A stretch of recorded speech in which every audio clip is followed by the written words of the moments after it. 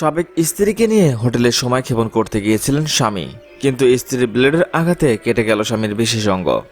মঙ্গলবার বিকেলে নড়াইল পৌর শহরের একটি হোটেলে এই ঘটনা ঘটে। আহত অবস্থায় বিকেল 5টার দিকে যশোর জেনারেল হাসপাতালে ভর্তি হন ওই পুলিশ সদস্য। তবে অবস্থা গুরুতর হওয়ায় তাকে ঢাকা রেফার করা হয়েছে। জানা গেছে ওই পুলিশ সদস্যের বাড়ি নড়াইলে, তিনি যশোর পুলিশ লাইনে কর্মরত। সম্প্রতি দ্বিতীয় স্ত্রীর সঙ্গে বিচ্ছেদ হয় তার।